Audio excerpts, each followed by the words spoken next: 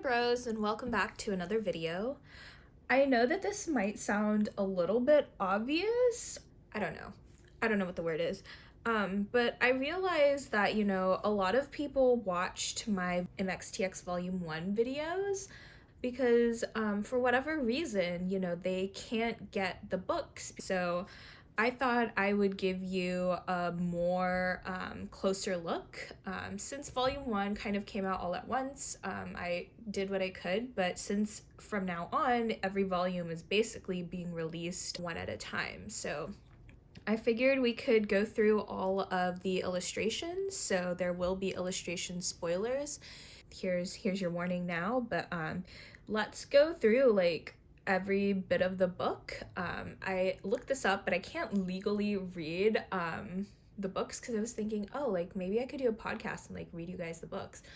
But I like legally can't do that without permission from the author, and not that I will ever be famous enough to actually speak with her, probably.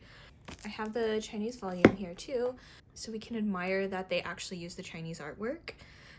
Again, I am still a little sad that they didn't use Tianguan Sifu, like the Chinese characters, anywhere. Like they don't have it anywhere on the cover.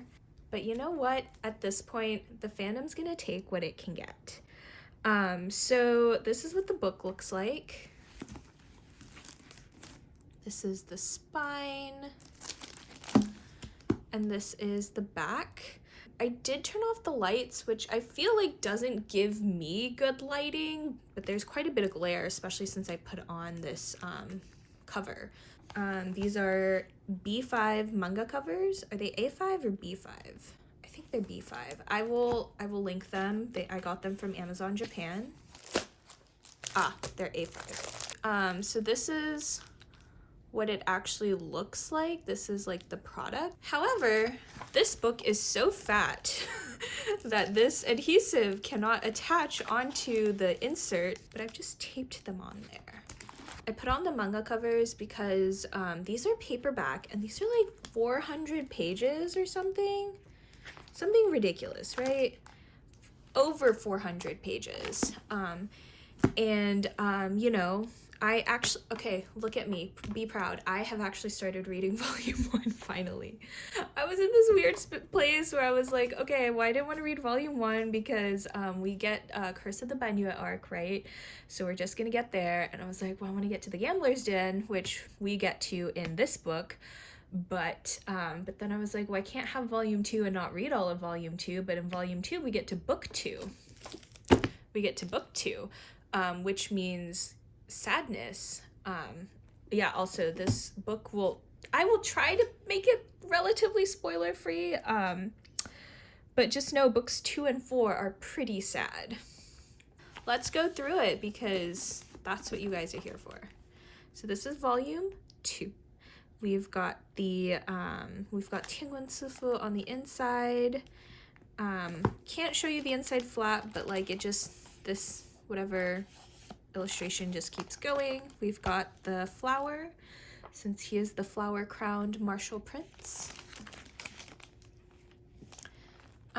We've got Mo Xiangtongshu's signature here at the bottom. Ooh, this is the money shot, right? Sorry, I'm just trying to minimize glare here. That is my only job.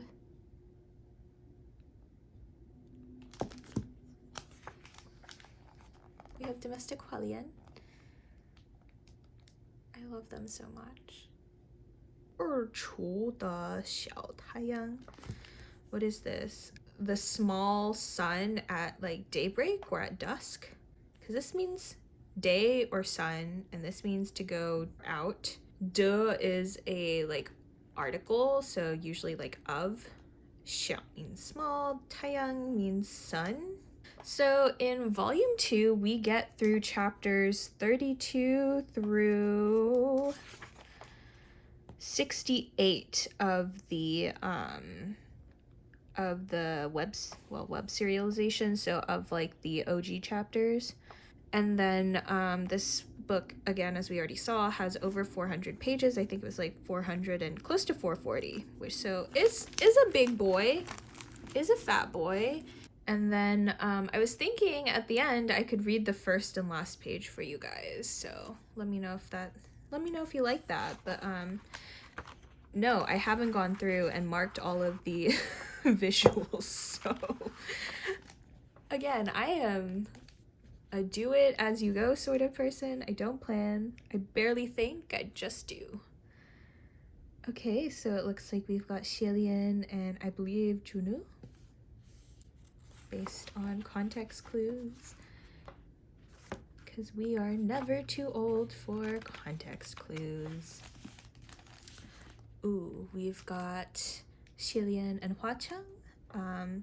Looks like they are in their sexy gambler's arc dice rolling scene. How about this? Next time I will mark the illustrations, assuming there will be a next time. So we've got Xielian and Huacheng, and then we've got Uming. Oh, he's petting Uming. Ah, I love it. Uming is just the cutest little puppy. To be honest, I'm not quite sure what this scene is. They're holding a fan, so I'm assuming it's Shi Qingshun.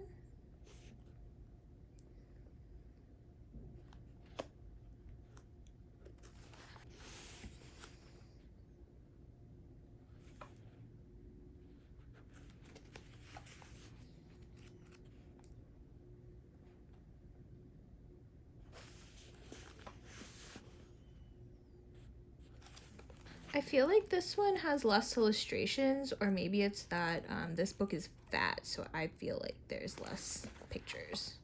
We get to book 2 in this second volume here. Book 2 is sad. Oh my goodness. I think this is my favorite Tianguan Zifu illustration so far. I believe it is downright adorable. So we've got Fengxing, we've got Muqing, and then we've got Xielian when he was still the crown prince. So here's the 8th illustration. Looks like Xielian, and there's Hong Honger in the background, and then I believe those are his parents. I'm not sure who that is. I want to say that he gives me Muqing vibes, but I don't think it's Muqing. It might be Fengxing. It might be the Guoshi even. Who knows? That's what reading is for, right? Oh, I think this is the Guoshi. Okay, when I was reading, I pictured the Guoshi as like an older man with like a beard. You know, like you think older gentleman, like grandpa. This is a fucking DILF. Yeah, it says state preceptor, which is the Guoshi. What, Mei Nianqing, I think? Okay, and then we've got Dianxia and we've got Hong Honger. I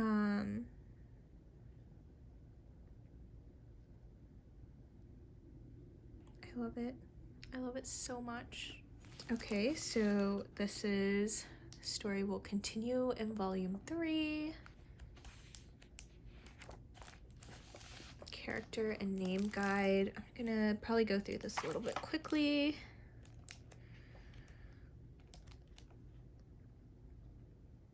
So we've got some translations here of their names.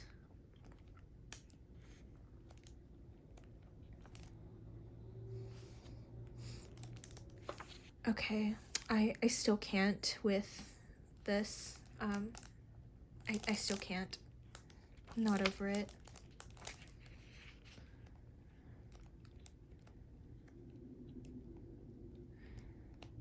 Okay, and it looks like that's the end.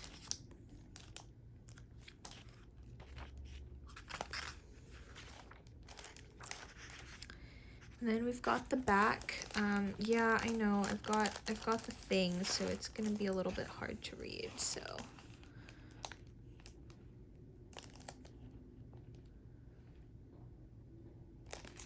And then we've got this. So I did promise you that I would read the first and last pages. Okay, so this is chapter 12 or chapter 32 from the original novel. Let's see if I can do this. In the palace of divine might, Crown Prince meets Crown Prince. Xilian knew this ring must have been left behind by Huacheng.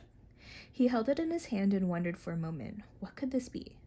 When Xilian was still an esteemed crown prince, he grew up in the palace of Xianle. The kingdom of Xianle had always reveled in beautiful, precious objects. Collectors who held aesthetics above all else were abundant, and the palace itself was of course glorious and dazzling. Golden columns, jaded steps, innumerable treasures and precious jewels. The noble children even played with colored gems as if they were toys. Xilian was thus familiar with the sight of riches, and from the look of this ring, it appeared to be made of diamond. But its shape was exquisite. Even the most skilled jeweler likely couldn't craft an equal to the ethereal, natural beauty it emanated. Moreover, of all the diamonds he had ever seen, this stone was extraordinarily clear, shimmering like a crystal, fascinating and sublime. The scintillating luster made it difficult for him to determine exactly what kind of stone it could be. Still, even if he couldn't tell what the ring was made of, it was certainly an item of extreme significance. If it was found around his neck, then it had clearly not been accidentally dropped. It was most likely a gift from Huacheng, a keepsake.